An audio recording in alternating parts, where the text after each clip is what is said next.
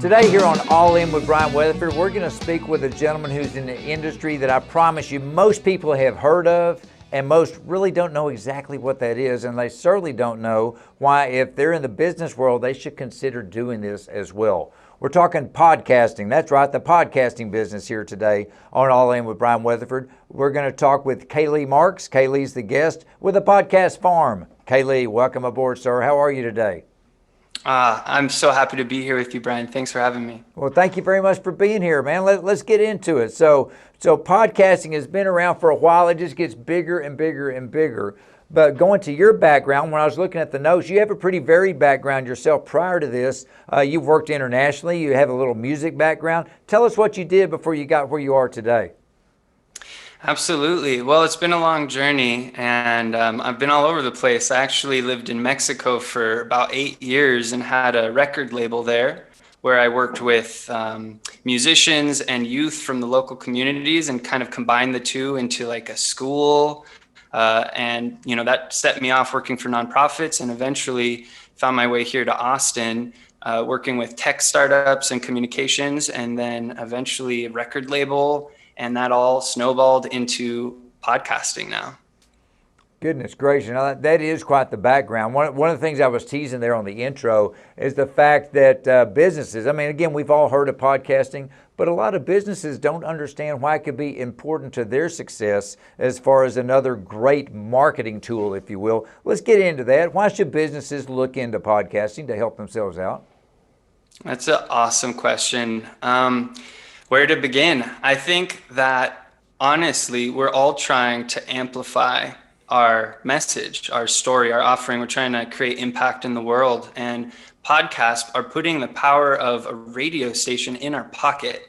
So there's no barrier to entry to have your voice heard by hundreds of thousands of people if you're willing to put in the time. So I think one of the best reasons for a business to consider the investment in a podcast is to increase its reach, to bring in new people into the ecosystem of the business and create a link between the audience and the business, to be able to hear, you know, what's going on for them, to ask for questions. Sort of like you're having me on here, you're supporting the local economy here in Texas, get the message out. And so I think that's one of the most impactful reasons. And honestly, it really can increase profit and bring in revenue through, you know, strategic thinking and building a good plan. Okay, well, that answered that question. Now that we all understand why it's important and how it can help a business, but what's the number one reason that even though people realize how important it is, why do they not do it? Yeah, well, I'll talk about me personally, if I can be really real. I think it's imposter syndrome. I think it's fear of being seen. It's not easy to put yourself out there, right? And so, you know, I've been touring as a musician.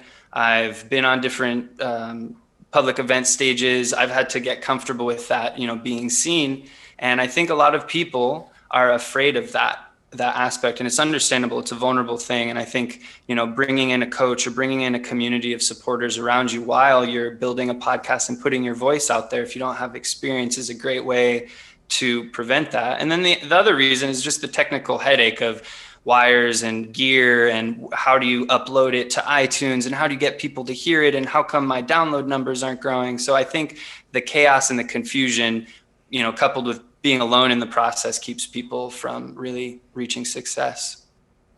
And that gets us to today, K.Lee. That's why you are a podcast launch consultant, so you can help people out through Podcast Farm. So I got to ask on behalf of myself, and everybody's wondering, all right, I get it. I'd like to give it a shot. So is it hard to get started? Where do I begin?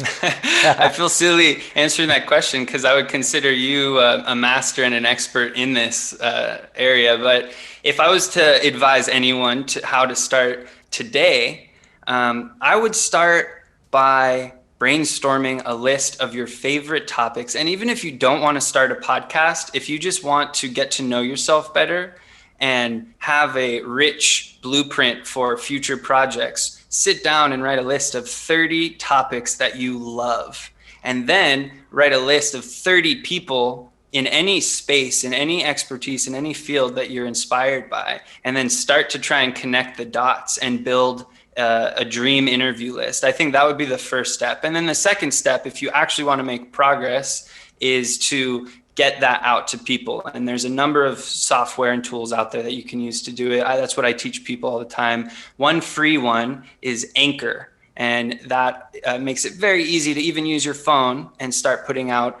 episodic content and material like a podcast.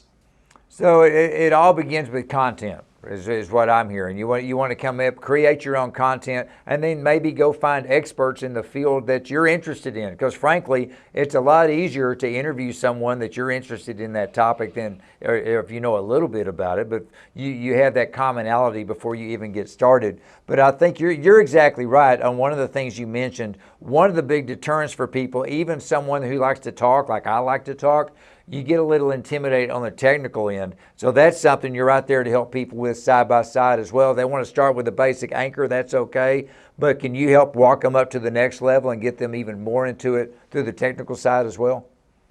Absolutely. Right now I'm in my studio working with lights and a digital, a DSLR camera to get as good video as I can.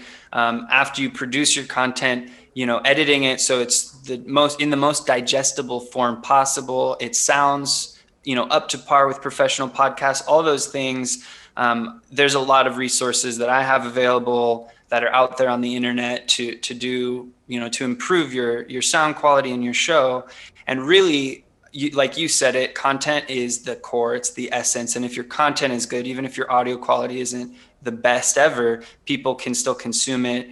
It can impact their life. It can change their lives. You can transform people's lives with an iPhone recording. And I think that's the most important thing to remember, especially now in today's world, is people need storytellers and people need a beautiful picture of the future. So whatever we can do to put out positivity, inspiration, and engage in positive conversations with people, I think is a powerful thing. You mentioned especially now with what's going on, of course, a big thing going on is COVID. As businesses move forward to get through COVID, and we're going to get through it, we don't know when, but we will. Do you see podcasts becoming even more important to businesses as COVID gets behind us? And if so, why would that be?